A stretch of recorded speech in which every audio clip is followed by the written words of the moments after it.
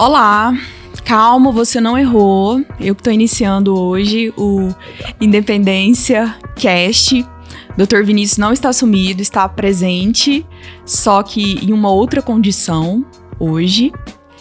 E nós estamos finalizando, de uma certa forma, né, um ciclo aí de episódios e que eu tenho certeza que vocês, quem não viu ou ouviu, vai gostar bastante e quem já o fez vai encontrar muito link agora aqui no que a gente também vai falar, certo? Então, hoje o meu papo é com ele, né, com o Dr. Vinícius Xavier, que é o dono desse canal e que tem ajudado, assim, muita gente a sair de um buraco, que para muitos parece sem saída, o mundo das apostas. A gente tá falando de um problema real, que cresceu absurdamente nos últimos anos e que atinge de jovens a pais de família. Apostar virou rotina para muita gente e sair disso virou um baita desafio.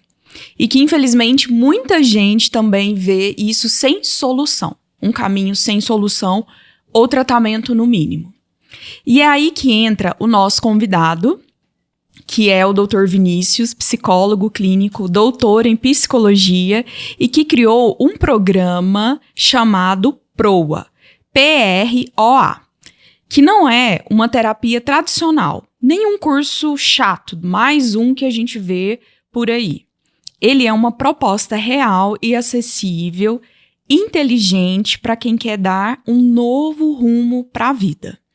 Se você já se perguntou se está exagerando nas apostas ou conhece alguém que não consegue parar de jogar, fica aqui, continue nos assistindo e nos ouvindo, que você vai poder fazer uma super indicação para essa pessoa que vai ver sentido sim no PROA. Eu quero que essa conversa de hoje, né, tô falando aqui agora para os meus convidados, seja aberta, tranquila, né, como todos os outros episódios, leve, que todo mundo fique à vontade, principalmente também você que está aí do outro lado, para nos mandar questionamentos de como também acessar o PROA e como ele funciona. Então, bem-vindo, Dr. Vinícius, né, ao seu canal, ao seu programa.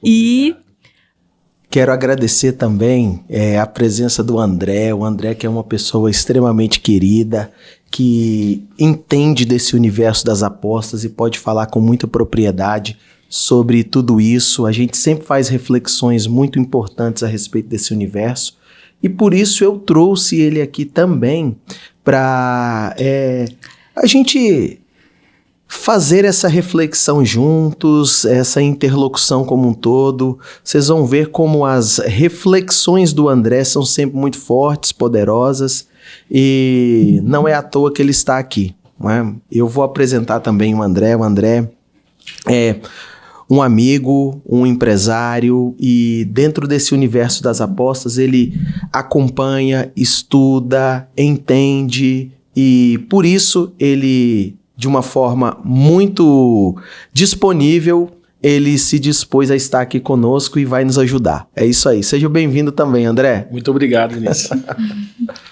Ótimo. Então, Dr. Vinícius, começa explicando então, já que o nosso foco hoje vai ser aqui o PROA e como ele funciona, explica primeiro como ele surgiu e o que é o PROA. O PROA, ele é a sigla para o Programa de Orientação e Recuperação para Apostadores. E é interessante porque essa sigla foi um presente para nós, porque nós podemos fazer uma alusão à navegação com a proa de um barco, que é aquela parte do barco que dá a direção, que corta a onda, que possibilita e direciona a caminhada. Então, o PROA quer ser exatamente esse programa, que é efetivo e vai direto ao ponto no sentido de ajudar apostadores. Por que eu desenvolvi o PROA? Primeiro, porque seria humanamente impossível atender todas aquelas pessoas que nos procuram. E segundo, porque através de um programa como esse, você consegue democratizar o tratamento através de um valor acessível às pessoas que muitas vezes não têm condições de pagar um processo de psicoterapia. Então você paga por sessão, é um valor que é um tratamento que não é barato, não cabe no bolso de todo mundo.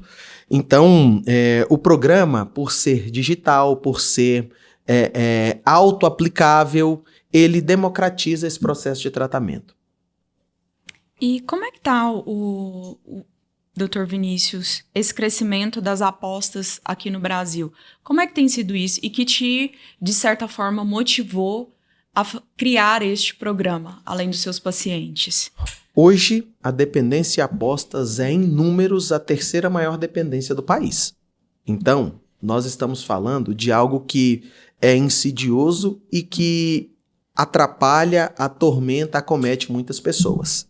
E mais, é um dado alarmante, porque os profissionais de saúde mental não estão preparados para atender essa demanda, porque é uma demanda especializada, é uma demanda classificada dentro do grupo dos comportamentos adictivos. O jogo patológico é um problema de saúde mental, requer técnicas especializadas, requer um conhecimento específico sobre o tema, uma capacidade de manejo com o indivíduo que ela é peculiar. As pessoas, elas não estão, como eu disse, preparadas, e é um campo que não cabe improvisos, né? Porque, afinal de contas, é a vida do indivíduo que está ali. Então, esse também é um dos objetivos pelos quais o programa está aí. Ajudar o maior número de pessoas, inclusive profissionais. E as apostas, diante desse crescente número, têm provocado prejuízos inúmeros ao Brasil como um todo, em nível de família, economia, em nível de saúde mental. Né? André, tô aqui do lado, gente, do André. Para quem tá só nos escutando, jovem André, se apresenta, por favor. Quem é você? Como é que você chegou aqui? Me fala. Prazer, me chamo André. Sou empresário do ramo de ciclismo, né? Esporte e fitness. É isso aí. Tenho que melhorar um pouquinho o meu fitness, mas estamos aí. Tem não. A gente já está há mais de 20 anos no mercado, né? Então a gente entende um pouquinho. Mas assim, eu já tenho uma amizade, né? Muito, muito grande com o Vinícius. A gente conversa bastante sobre assuntos muito atuais e tudo mais. E eu identifiquei que ele teve, né? Nos últimos anos da vida dele, assim, teve uma imersão muito grande nesse mundo de apostas, assim. E que realmente é uma coisa que eu acho que é muito séria, é muito grave, muito silenciosa, que esse é um problema muito grande. Às vezes você vê uma pessoa ali que está num ciclo familiar, que aparentemente está tudo bem, aí daqui 1 ou 2 dias você descobre uma fatalidade, e aí quando você vai olhar por trás realmente não estava nada bem. Então é muito silencioso, é muito preocupante. As pessoas têm um preconceito muito grande. O próprio apostador, ele tem um medo muito grande de se expor, tanto para a família, né, a vergonha e tudo mais. Então eu converso muito com o Vinícius. E pegando esse gancho, eu queria até te fazer uma pergunta. Depois que você entrou nesse meio e decidiu desenvolver o Proa, o que você achou? Quais foram as maiores dificuldades que você teve ou está tendo na hora de você criar o seu programa, de difundir ele, de alcançar o objetivo final, que é recuperar, ajudar a maior quantidade de pessoas possível, né? Perfeito. As dificuldades que eu encontrei são as dificuldades inerentes a quem não tem intimidade com o meio digital, porque esse é um produto digital, precisa performar nessa plataforma e que precisa de muita ajuda de pessoas especializadas, pessoas que sabem mais do que eu desse universo. Porque eu sou o que se chama dentro do universo digital de o especialista, né? Eu tenho um conhecimento específico, quero transformá-lo em produto, mas eu não sei vender. Sim. Então, eu tenho toda uma equipe por detrás que ajuda a implementar e pensar nas estratégias para que esse programa alcance o maior número de pessoas. E o primeiro desafio, André, é encontrar a equipe adequada. encontrar aquela pessoa que realmente entende sobre as características do programa, porque você vende bicicletas, você sabe que vender bicicletas não é como vender motocicletas, ou não é como vender um carro. Tem especificidade sobre o produto e sobre o público que só quem está mergulhado e atento consegue.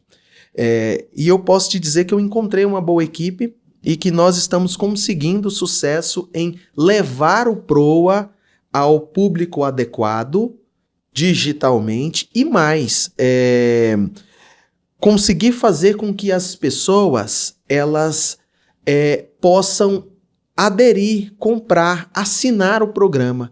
Porque o grande problema do apostador qual é? Dinheiro. Sempre. Então eu recebia mensagens em tentativas anteriores de lançar o programa, eu recebia mensagens do tipo seguinte: Dr. Vinícius, eu quero muito, eu preciso, mas eu não tenho dinheiro. Então eu não tenho como pagar. E pensando nisso, o que é que nós fizemos? Transformamos o Proa em um programa de assinaturas. Então, há um preço que ele paga na Netflix, há um preço que ele paga no Amazon Prime, há um preço que ele paga no Spotify, ele mensalmente vai pagar também a assinatura do programa. Foi uma forma que nós encontramos de democratizar o acesso. Então é um preço acessível, mas que mensalmente o indivíduo vai renovando ali, de forma que ele tem contato com o programa, tem contato comigo, tem contato com uma equipe que de fato vai poder ajudá-lo. Esse é o ponto. Entendi. É interessante. Sim, é interessante porque a gente vê assim que os apostadores, né, o que a gente comentou sobre a exposição, né? Eles têm muito medo da exposição. E a ideia do programa é justamente diminuir isso, né? A pessoa ela consegue acessar sozinho ali e ela consegue ter uma ajuda, né? Meio sem ter que se mostrar muito, né? Esse é uma outra característica do programa, né? Como é um programa de autotratamento, né? Um indivíduo, a cada capítulo, ele tem uma explicação, uma instrução e um exercício prático para fazer. De forma que ele monta um programa. Aquele programa que eu aplico no consultório com os meus pacientes, ele, em acesso com os mesmos materiais e com a minha explicação, vai montar o programa dele no cotidiano. E ele pode fazer isso de forma reservada. Ele pode fazer isso no silêncio do seu quarto, dentro da sua rotina, porque também outra forma pensada para que seja aplicável é que cada capítulo seja curto. Então ele tem no máximo 20 minutos. Então, no ônibus do trabalho para casa, no Uber de casa para o trabalho, ou ele ouvindo ali as aulas no intervalo do almoço, ele pode ter acesso ao programa porque são 20 minutos. Depois tem uma tarefa desafio que ele vai respondendo ali, um programa que ele vai montando, como eu disse, para que seja aplicável à sua vida. Então é pragmático, discreto e personalizável. E doutor, me fala uma coisa, você acha que é interessante a família participar desse tratamento neste momento, ou ter acesso ao Proa também, ou acompanhar aquele familiar enquanto ele estiver fazendo a terapia dele? Como que você acha que deve ser a participação do familiar ali? André, qual a importância da rede de apoio para quem precisa sair das apostas? Eu costumo frisar isso em 3 pilares, que eu acho que são os 3 pilares essenciais. Assim, primeiro, família. Segundo, trabalho. Não necessariamente nessa ordem, mas são os 3 pilares. Família, trabalho e tratamento. Se a pessoa tiver essas 3 coisas, pode ter certeza que consegue sair disso, assim, sem dúvida nenhuma. A família dentro do tratamento é um pilar, como o André bem disse, essencial, porque é o que a gente chama de rede de apoio. O que é o melhor conceito de rede de apoio? são aquelas pessoas que você busca diante de uma dificuldade e que de fato podem te ajudar.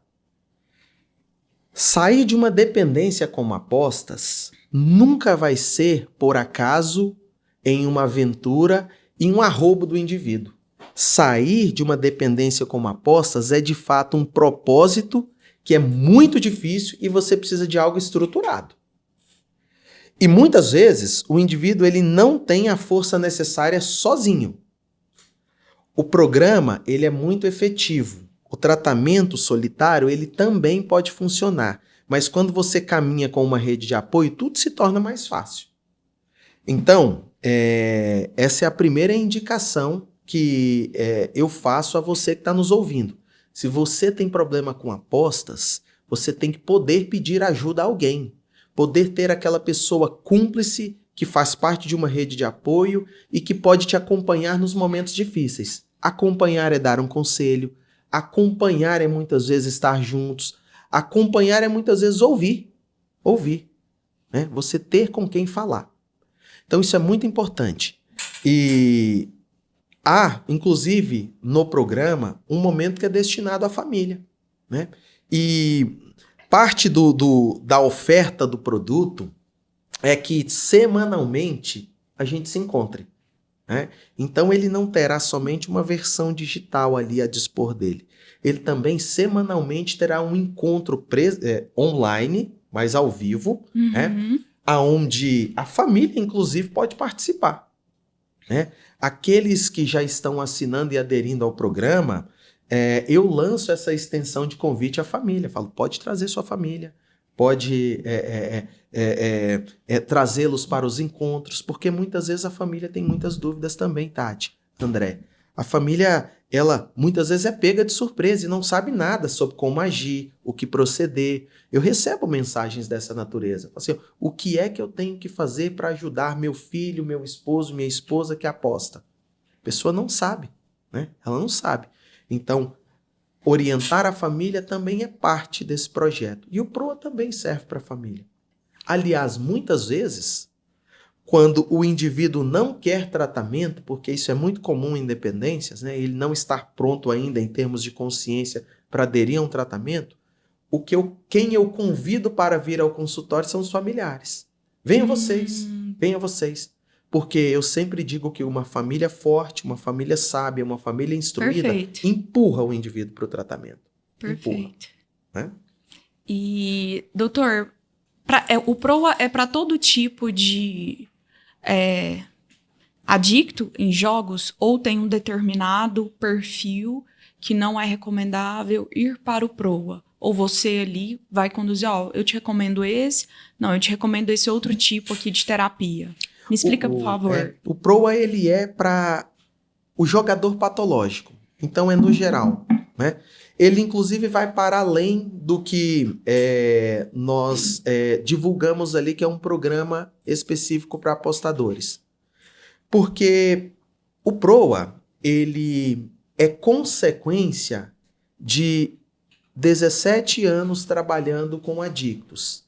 Ele é fruto de uma adaptação que eu realizei de todas essas ferramentas que ao longo desses anos eu fui utilizando com outras adicções.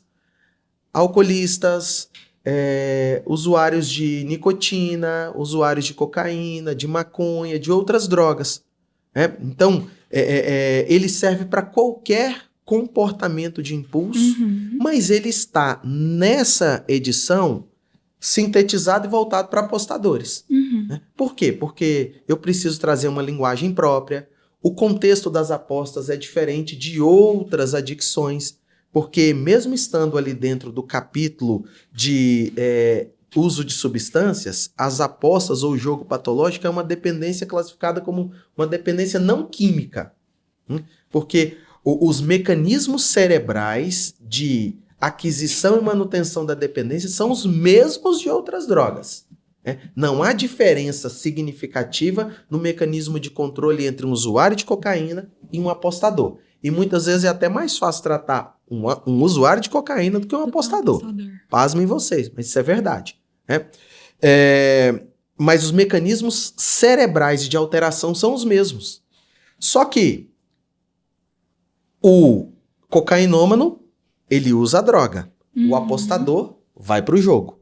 Essa é a grande diferença. Então é classificado como uma dependência não química. Mas o programa é o mesmo, né? Só que o contexto, a linguagem, os exemplos, a forma como tudo é conduzido é para o contexto de apostas. Mas se a pessoa quiser fazer uma adaptação, ela pode, porque as ferramentas são as mesmas e eficientes. Você monta um programa de manutenção de sobriedade ali. Ótimo. Isso é uma coisa muito interessante, né, Vinícius? Da gente deixar muito claro. Porque, assim, para quem não é apostador, ou para quem não teve um caso próximo e tudo mais, não tem essa dimensão. Mas os efeitos psicológicos que a aposta proporciona para o ser humano são idênticas ao uso de qualquer outra substância química, alucinógena que seja. Exato. Ou seja, é uma dependência que, vamos dizer que ela fica invisível, né? Você não precisa ingerir, você não precisa fumar, ou nada. A dependência é no comportamento, isso. Né? É uma dependência comportamental, né? Comportamental. E tem uma coisa, dentro do que o André tá conversando aqui, é o seguinte, as apostas, como ele falou, são silenciosas, elas estão por aí, não há sinais ou manifestações e por isso são muito perigosas. O indivíduo vai perceber que tem um problema quando ele já não estiver mais conseguindo pagar as dívidas, quando ele não estiver mais conseguindo arcar com todos os compromissos dele da vida mesmo. Tem gente que gasta o dinheiro de comer para apostar, né? Então isso é muito, muito sério mesmo, muito sério. De forma que, por ser uma doença, ela deve ser encarada como um campo de atuação para pessoas preparadas, profissionais, né? Não se cabe improvisos nesse contexto. Não se cabe aventuras nessa situação, né? E é importante dizer isso aí para os ouvintes. É porque existe, Tati, perdão, Ti. É porque existe uma falsa ilusão muito grande por parte do apostador, que a ajuda, ele só vai atrás de ajuda quando ele não consegue resolver mais o problema. Enquanto ele tem a falsa ilusão que ele está no controle, eu posso conseguir esse dinheiro aqui para tampar aquele buraco ali, eu posso enganar essa pessoa aqui para fazer aquilo ali. Ele continua, porque ele tá no mundo ilusório dele de que ele tá no controle e tá resolvendo. A hora que ele não tem solução, aí ele fala assim, agora lascou de vez. André, por que a pessoa, ela... Vou dar um exemplo, um contexto.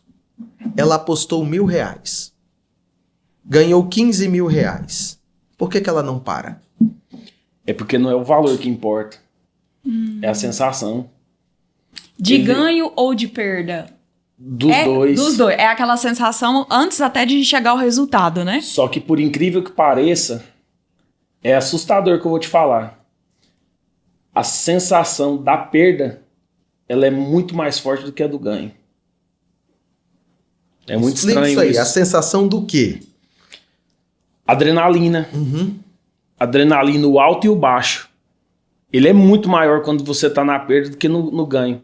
E ela vem com a armadilha muito grande, que é o seguinte: quando você ganha, você sabe que você... É como se você ganhasse uma moedinha ali, você pode ir de novo, certo?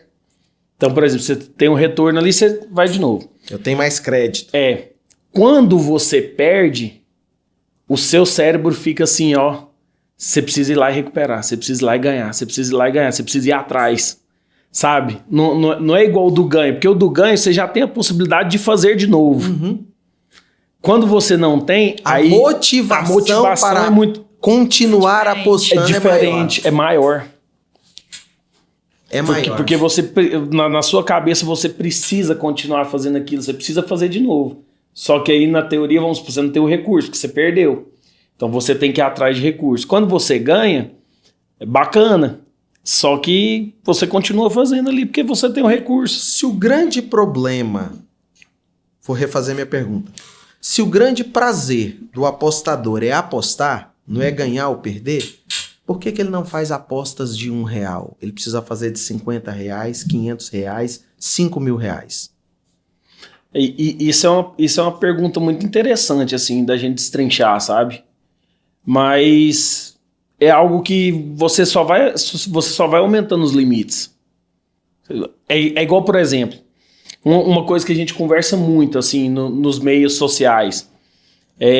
Você acostumar com um padrão de vida mais baixo é difícil, porque você precisa abrir mão de muita coisa para você descer um nível, por exemplo, às vezes por um motivo da vida. Nas apostas funciona do mesmo jeito. Você começa com 1, com 2, com 3. Vai chegar um ponto que aquilo ali já não te satisfaz mais. E baseado no que ele tá falando, então, eu entendo também, ver se vocês concordam, né? Que é o desdobramento depois ali que faz com que a perda, às vezes, seja mais satisfatória de uma certa forma. Porque se eu perder o dinheiro, a quantidade de coisas que eu vou ter que resolver é bem maior do que se eu ganhar. Putz, perdi R$1.000. Nossa, era o dinheiro de pagar aquilo. Recuperar. Nossa, era aquilo que eu tinha que fazer. Nossa, eu peguei da minha avó. Ixi, o que eu vou ter que fazer? Eu ganhar, como você também falou. Ganhei. Vou jogar de novo. Não, vou. Não tem tanto desdobramento no ganho, né? Na cabeça dele, na verdade, né? Falando, o valor reforçador do ganho quando você vem antes de uma perda é muito maior. Tem muito mais emoção, né? O que o André está falando, que quem começou jogando 1, 2, 3, 5, voltar a apostar 1, já não tem tanta graça como ele falou.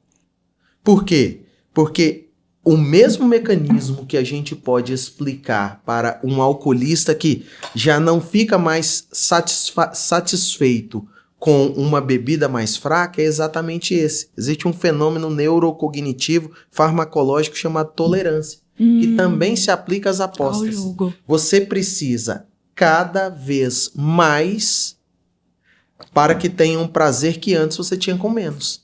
Né? Então é isso. Né? Uma aposta, uma banca de R$50, ela não tem a mesma satisfação e o mesmo prazer que uma de 5, por exemplo. Né? Então, é por isso que o buraco é cada vez mais fundo. Cada vez mais Com certeza. E a gente está imerso numa sociedade onde a gente não tem muita cultura de ter conhecimento emocional e nem financeiro. Aí você junta tudo isso num bolo, aí são os ingredientes perfeitos, né? O André um dia fez uma análise que ela é muito inteligente, né? Que os donos das casas de bet pegaram a paixão nacional, que é o futebol, né, com a vulnerabilidade financeira do apostador, porque a propaganda de ganhos fáceis, e colocaram isso tudo ali, ainda com pessoas famosas para divulgar, né? Pessoas famosas. Então, o indivíduo se torna mesmo vulnerável a essa situação. Ele está sendo manipulado, ele já tem as fragilidades dele, né? Na verdade, todo mundo tem, mas aquele adicto é mais propício a certas coisas, né? E aí que vem a manipulação daquele que planejou tudo aquilo, né? Que tá ali por trás, que é bem mais forte que o outro lado e vai sair ganhando sempre, né? Isso é verdade. E como é que faz para ter acesso ao PROA? Doutor, como é que é? Para ter acesso ao PROA, você precisa acessar o site metodoproa.com.br. Ali você tem todas as indicações, todas as informações de como você vai ter acesso a esse programa através de uma assinatura irrisória. Então, o objetivo é que ele seja acessível, que todos possam tê-lo ali presente e isso fazer parte da vida como um todo. Né? Certo. Porque coisa difícil é você ser escravo de uma dependência. Coisa difícil é você prometer que não vai fazer algo e no outro dia voltar e fazer tudo aquilo novamente. O apostador, ele sofre. O apostador, ele tem muita dor ao apostar. Por quê? Porque ele faz algo que ele sabe que ele não deveria fazer, mas tem uma força maior que ele que o mobiliza ali, né? Se fosse fácil, se fosse tranquilo, se fosse algo que ele conseguisse sozinho, ele já teria feito, né? Para algumas questões é preciso buscar ajuda profissional, né? E dependência é uma delas. Perfeito. André, me fala aí, partindo aqui já para o final, o que você daria de conselho, orientação para quem acha que está no controle, mas na verdade não está? Inclusive, né, de tudo isso que a gente passou até hoje, todos esses episódios, de tudo que eu li e escutei também, eu acho que a palavra do adicto que ele mais repete para os outros e para ele mesmo é controle. Eu estou no controle. Uhum. Né? Ele não percebe realmente que não está... Falsa ilusão do controle. No controle. E cito até um exemplo recente de o irmão de um amigo meu. Ele veio me contar, esse amigo. Meu irmão está jogando, ele tem 21 anos. E ele... eu fiquei, nossa, mas sério? Tão assim, ele é um menino, trabalha, vai pra academia, a vida dele é essa. Bem assim, tranquila, mora com os pais... Aí ele, Tati, tem 3 anos que ele joga e o que ele me fala é, estou no controle. Não, que isso, eu nunca perdi nada. Não, é só tanto. Não, que isso. Sim, na cabeça dele, realmente, essa ilusão.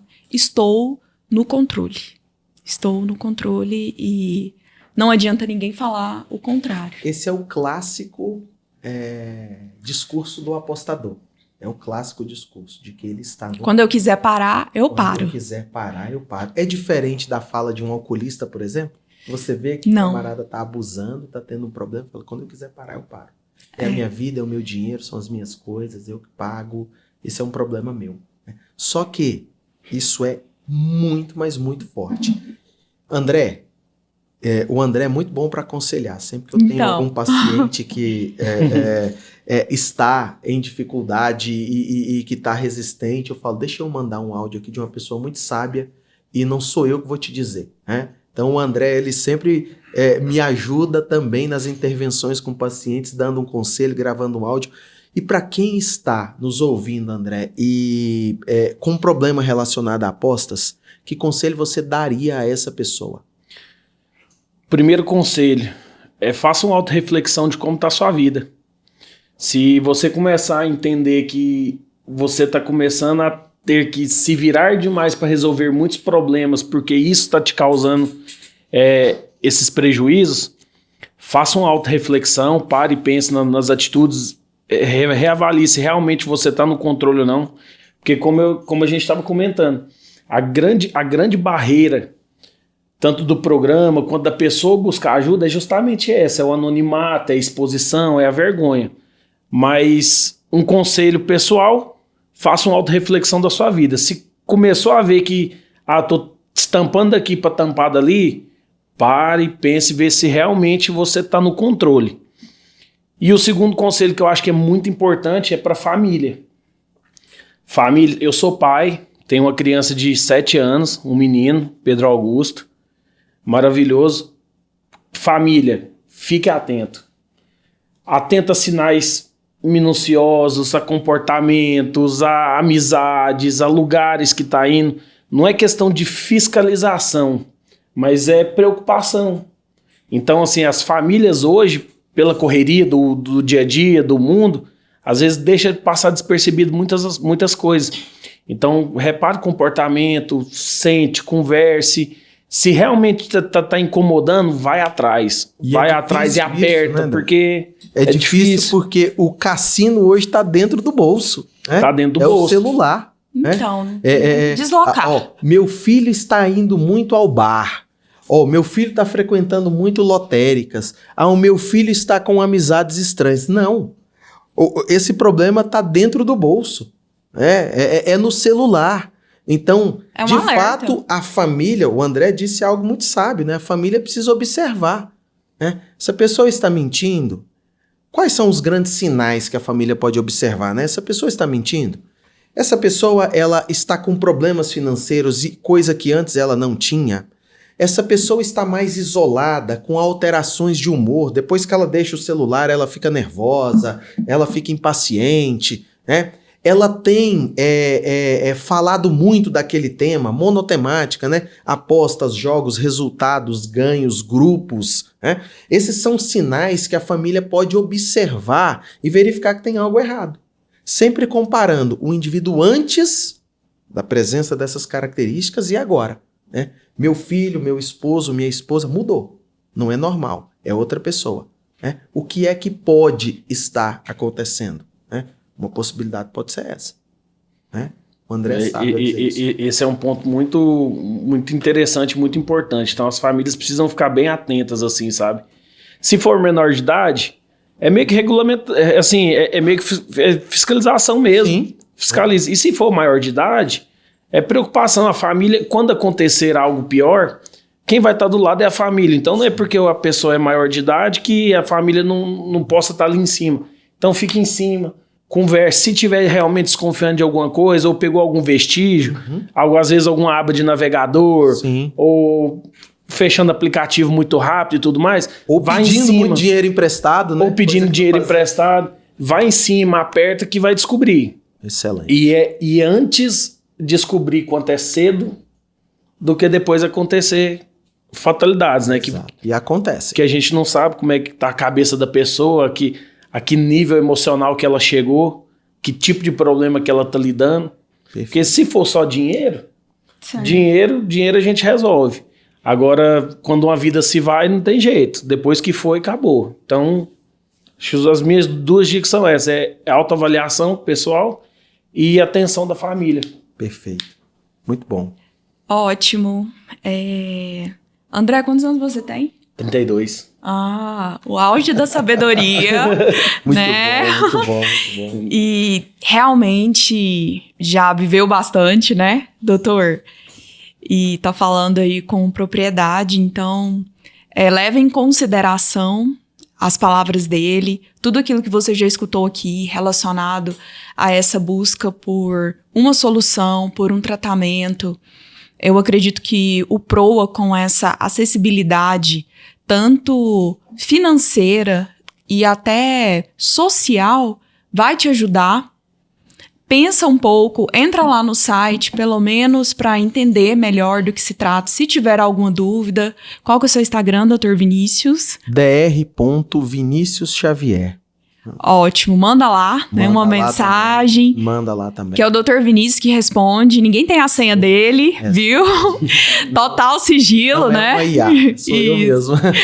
Total sigilo nas mensagens.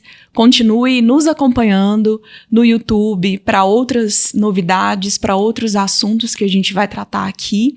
E siga também o Dr. Vinícius nas redes sociais, que ele sempre vai estar dando conselhos, estimulando pela busca de uma solução, de uma terapia e também fazendo alertas sobre tudo que está acontecendo, como a gente está vivendo.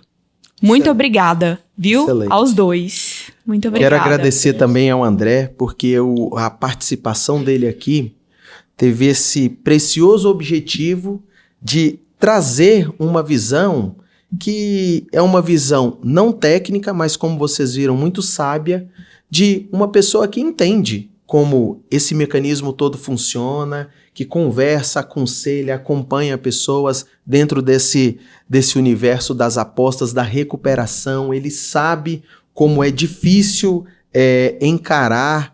lidar com um tratamento dessa natureza, ele sabe como é difícil acompanhar um familiar dessa forma, e a presença dele aqui foi muito, muito importante para mim. Foi um grande presente ele aceitar esse convite. Obrigado, André. Eu que agradeço, Vinícius, agradeço, Tati, por esse momento. Que bom. Porque eu tenho eu carrego comigo uma questão. Esse assunto especificamente é um tabu muito grande, mas cada vez que eu converso sobre ele, se às vezes uma pessoa que estiver passando aqui atrás da gente aqui e ouvir alguma coisa e servir de conselho para salvar uma vida lá na frente, já tá valendo. Maravilha. Então agradeço a vocês a oportunidade da gente ter conversado sobre isso e deixo as pessoas, se precisar, procurar apoio, procurar as redes do Dr. Vinícius, com certeza vão ter apoio e vamos vencer isso aí. É isso aí, meu caro. Obrigado, pessoal. Combinado. Obrigada. Até a próxima. Pessoal, então, teremos um conteúdo bônus aqui com o nosso outro psicólogo, André, que já participou em um episódio também conosco.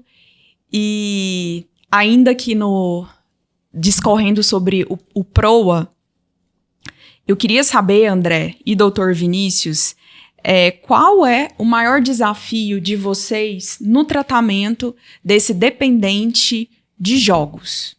Pode começar, André. Tá. Por favor, doutor. Primeiro, eu gostaria de agradecer estar aqui de novo, Dr. Vinícius, Tati. É sempre um prazer, né? Existem muitos desafios, né? Não é só um.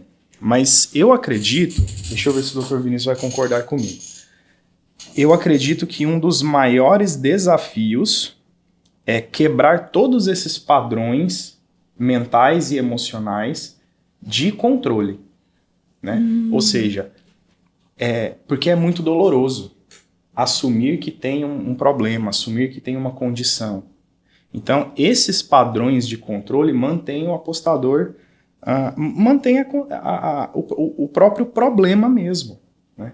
Então, é a tomada de consciência. Não é o mais desafiador, mas eu acredito que se a gente pensar assim em termos de previsibilidade de sucesso de intervenção, não vai ter sucesso na intervenção se ele não tomar essa consciência, se ele não se abrir a isso, né? Se ele não se dispor a essa dor do assumir. O André tem razão quando ele fala de consciência, porque consciência é o ponto-chave para qualquer adesão a tratamento. Em dependências principalmente. Mas a consciência do quê? Né? A consciência da impotência, a consciência da falta de controle, a consciência de que aquele comportamento que trouxe prazer, satisfação, que tapou um buraco enorme na vida dele, aquele comportamento é o problema. No caso das apostas, eu digo sempre para os meus pacientes, o seu problema não é perder nas apostas. O seu problema é apostar. Se você ganhar, você tem um problema ainda maior. Então não é o perder ou ganhar, é o comportamento de apostar em si. Então a admissão de impotência ou ganho de consciência é o primeiro passo importante para que qualquer mudança aconteça. Você não muda comportamento nenhum se você não admitir que você faz aquilo e que aquilo gera problema. Então esse é o principal ponto. Da perspectiva profissional, o maior desafio para quem atua nesse campo também é ser resiliente. Por quê? Porque a motivação do paciente ela vai oscilar, ela vai alterar ao longo do tempo. Hoje ele quer, hoje ele está dedicado, hoje ele está presente, engajado no tratamento, amanhã ele não quer mais. Né? Amanhã ele não quer mais. Então, isso é muito difícil. E principalmente quando o indivíduo vem realizar o tratamento sob pressão de alguém. Quando o indivíduo vem de forma voluntária, é diferente. É diferente. Até o mental dele já está diferente, né? Exato. Se ele vem te procurando. Inclusive, esse passo anterior ele já ganhou, que ele já tem a consciência de que tem um problema e buscou ajuda. Diferente daquele que é levado ao tratamento e, de certa forma, pressionado a fazê-lo. Funciona? Sim, mas é mais difícil. Nossa, de toda forma mais complicado, né? E dos dois lados exige essa dedicação, essa energia, né? De vocês colocarem no paciente e do paciente também acreditar que ele vai sair daquilo e não desistir, né? Desse processo todo.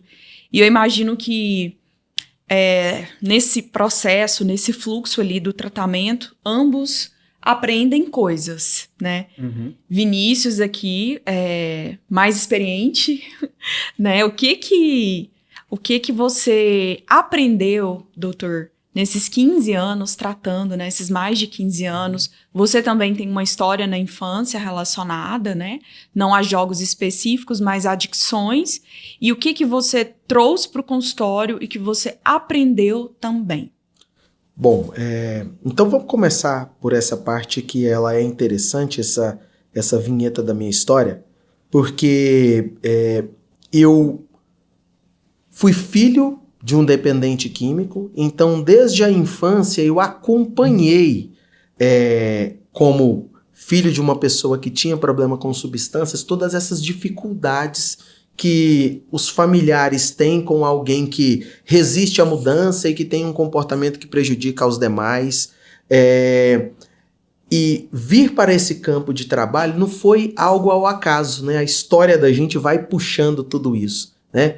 Minha esposa até brinca, por que você não vai tratar depressivos, ansiosos, né? Pessoas falam, não, a história convida você a fazer isso. Então, ao longo desses anos todos, nunca foi por acaso, foi uma alternativa, e eu sempre tratei dependentes de substâncias, alcoolistas, usuários de cocaína, maconha, outras drogas, e acabei, ao longo do tempo, desenvolvendo um programa para esse público. Nos últimos 3 anos, esse contexto de apostas caiu dentro dos consultórios psicológicos com muita força. E como eu tinha muitos parceiros dentro da psiquiatria e outros campos de saúde que me encaminhavam dependentes, naturalmente esse público acabou chegando no consultório. E eu senti a necessidade de estudar mais sobre esse fenômeno, porque mesmo se tratando de uma dependência, é algo totalmente diferente. Para começar, é uma dependência não química, é uma dependência comportamental. E segundo, a resistência à mudança é muito forte. Você perguntou sobre o que eu aprendi, né, Tati? Coisas impressionantes. A coisa que mais me surpreende. O apostador, ele perde a noção do valor das coisas. O valor monetário. Sim. Se eu disser para ele assim, ó, essa caneca custa R$5.000, porque ela é uma caneca especial. Para ele tá tudo bem. Tá tudo bem. Ele vai perdendo. Como o fluxo ali dentro do contexto de apostas, ele é um fluxo em que você tem fichas, créditos, números, não é dinheiro real, e você ganha, perde, essa transação é digital, ele perde a noção do valor no mundo real. Uhum. Segunda coisa que mais me impressiona nesse universo de apostadores, eles perdem o prazer pelas coisas naturais da vida, que antes tinham. Gostava de pescar, isso já não tem mais graça. Gostava de passear, encontrar amigos, colecionar. Ele perde o prazer pelos eventos da vida. E isso é muito difícil, porque restaurar isso é um trabalho hercúleo, é árduo, e a gente precisa ajudá-los a fazer exatamente isso, né? Uhum. Então essas duas coisas me surpreendem bastante. Uhum. E você, André, que já começou na psicologia num outro contexto diferente do Dr. Vinícius. Uhum. É de uma outra geração também, né, doutor? Novinho, né? Então, foi meu aluno. Pois é. Como que você enxerga? Eu quero entender se existem semelhanças ou não. Olha só, Tati. Como que eu enxergo esse fenômeno? Seria essa a pergunta? O que você aprendeu? Tá. O que você aprendeu nesses seus anos já de consultório, lidando com isso, com os adictos, naquilo que está na rede, ou em jogos, ou outras possibilidades também. E principalmente porque a sua cabeça e a sua formação são diferentes do Dr. Vinícius, por questões de idade, de geração e de acessos também. Né? Sim, olha só. Todo cliente, paciente, a gente aprende um pouquinho, né, doutor? Tudo. Todos, né? Todos têm histórias ali por trás. E eu acredito que uma das coisas que eu aprendi, né, entrando na seara das dependências, né, que o Dr. Vinícius me proporcionou, né, que a gente faz parte da equipe dele, eu acredito que eu saí de um campo teórico para um campo prático. E esse mecanismo funciona ali na minha frente. Então, como é que é ver a teoria materializada na prática, André? Isso é bom até para falar para outros psicólogos. Eu vou puxar um gancho aqui do exemplo quando um apostador ou um dependente químico chega vindo da família. Ele não quer ir. Né? Ou talvez ele está pré-contemplado. Talvez ele veja ali que tem um problema ou outro, um senso de controle. Como que isso se dá na prática clínica? Ele vai chegar lá, aí tem as distorções cognitivas que a gente vê na teoria, no livro, né? Mas a fala, o discurso dele é que ele se sente controlado pela família. Quem tinha que estar aqui não sou eu. Ah, tá. A visão dele, é muito né? interessante. Eu acompanho as intervenções do André para fazermos trocas, sugestões, intervisão, né? E eu contribuo com os casos dele, ele contribui com os meus casos e assim a gente vai fazendo trocas importantes. Isso é essencial dentro desse contexto de psicoterapia. E, de vez em quando, o André chega e fala, meu paciente tá uma semana abstinente, uma semana que ele não bebe, uma semana que ele não aposta. E foi depois da sessão passada que a gente falou isso. Então, esse entusiasmo, ele é muito importante, né? Porque quando você investe tempo, estudo, dedicação a um paciente, ele responde, para você que é profissional, é extremamente reforçador, né? Ver casos de sucesso orgulha o profissional que fez parte daquela mudança. O mérito é sempre do paciente. É ele que faz, ele que atua, ele que realiza. Mas você que está por detrás ali, você tem uma satisfação, um orgulho, porque é parte do processo. E a sua ciência mudando vidas. Então isso aí é muito importante, muito importante.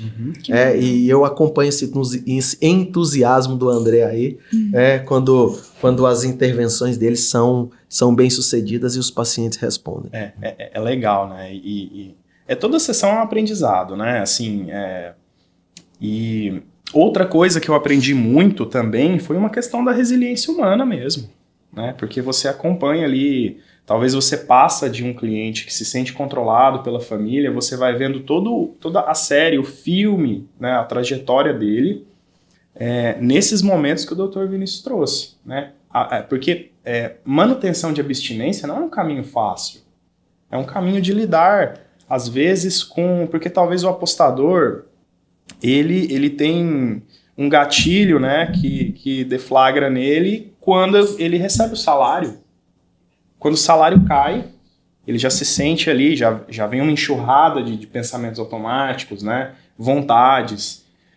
Então, assim, ver isso semanalmente com quem eu atendo dá a ideia para mim dessa resiliência humana.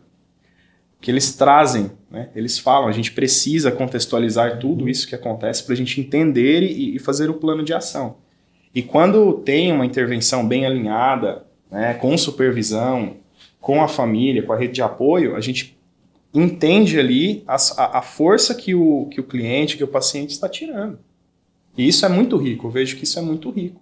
Então eu aprendi muito também, talvez até de uma certa forma, assim, quando eu faço essas intervenções, às vezes na minha vida eu também acredito e aplico minha resiliência. O trabalho de um psicoterapeuta, principalmente nesse campo das adicções, é um trabalho de resiliência. Porque recaídas podem acontecer, porque o indivíduo pode não responder, porque uma intervenção pode não ser acertada naquele momento. E a gente não pode perder a dimensão que, por mais técnico que seja o trabalho, é uma pessoa cuidando da outra. Então o paciente ele também elicia emoções em você, né? Às vezes você fica irritado com o paciente, às vezes você fica chateado com o paciente, às vezes você não quer atendê-lo naquele dia, mas por força profissional você vai e faz, né? A dimensão do psicoterapeuta também deve ser colocada nessa situação aí, inclusive a bem do tratamento, né? A bem, porque se ele provoca determinadas emoções em você, ele faz isso lá fora também. Por que tem alguns pacientes que você gosta tanto, tem mais apego, desenvolve até uma relação de maior participação na vida dele, né? Dentro dos limites éticos, evidentemente, né? Por quê? Porque essa pessoa também é simpática lá fora, né? Essa pessoa também é agradável lá fora, né? Mas tem aquelas pessoas que são pedantes, que são belicosas, chatas mesmo, né? E vem para psicoterapia exatamente por isso. Quando o psicoterapeuta sente isso também, ele tem que usar isso a bem do tratamento. Se eu me incomodo com essa pessoa, é porque lá fora os outros também fazem isso. Então eu preciso ajudá-la a ser diferente. Então você acaba sendo também, emprestando suas emoções ali, acaba sendo também vetor de mudança. Existem os de alta manutenção e os de baixa também, né? Manutenção, igual amizades. Igual amizade. Né? Tem aqueles que exigem mais, outros menos, né? Mas são amigos, todos são pacientes, né? Então, Obrigada. E André, fala o seu Instagram aí para o pessoal te seguir também e sua consideração final sobre tudo isso. Olha só, meu Instagram é @psico.andré. E considerações finais, né? Agradeço mais uma vez o convite. Vamos falar mais sobre apostas. É um fenômeno novo, né, Dr. Vinícius? Novo, relativamente novo. É novo, né? Assim, até tinha no DSM, nos antigos versões, né? Mas é novo. Por que é novo? Porque era digital. Então, assim, é muito mais fácil, porque o apostador, ele entra no aplicativo, aposta, muda a janela, vai no banco, pede faz um empréstimo, volta na janela da aposta. Meu Deus. Então, assim, ele não precisa se gastar energias comportamentais, se deslocar. O custo da resposta é baixo, né? O custo da resposta é baixo. É baixíssimo. E vamos falar mais sobre esse tema, outros temas, e agradeço muito. Bom, do meu lado aqui, eu também quero agradecer ao André, à Tati, por acreditarem nesse projeto como um todo, né? E não posso perder a oportunidade de falar aqui para você que é ouvinte, psicólogo, um entusiasta desse tema, mas principalmente para psicólogos, né? Porque esse chamado aqui, ele é exclusivamente para psicólogos. Eu tenho pessoalmente uma preocupação muito, muito grande em desenvolver outras pessoas, dar oportunidades, disseminar conhecimento. É um valor pessoal. Quem estiver ao meu lado, que ele se desenvolva, que ele cresça, que a melhor versão dele apareça. Exatamente por isso nós temos uma comunidade, inclusive o André compõe essa comunidade, né, como um dos mentores, dos monitores, dos idealizadores ali. Ela se chama Acelerador de Carreira Mind Up, que é uma comunidade para psicólogos, em que ali a gente semanalmente se reúne para debater casos clínicos, falar sobre ferramentas para organizar uma melhor prática clínica. Hoje, nós somos quase 350 pessoas, né? Psicólogos de todo o Brasil que se reúnem ali, né? E essa comunidade ela vai crescendo, né? Ela é viva.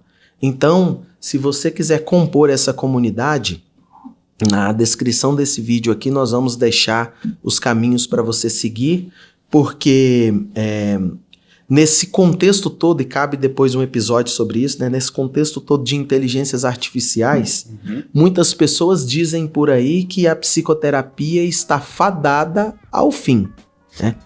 Eu não acredito nisso. Pelo menos uma psicoterapia pessoal, atenta, científica, personalizada e que, como eu disse, sendo uma pessoa cuidando da outra. Né? Se você tiver que recorrer a um robô, uma máquina para pedir uma ajuda a respeito de questões emocionais e humanas, é porque a nossa sociedade vai muito mal. Né? Aí sim, você precisa de um psicólogo. Né? Então eu não acredito que a inteligência artificial ela venha dominar esse campo. Sou muito seguro com respeito a isso e categórico. Então os bons profissionais vão sempre romper e superar. Por quê? Porque as pessoas precisam de relações humanas, porque nós somos seres gregários e precisamos uns dos outros.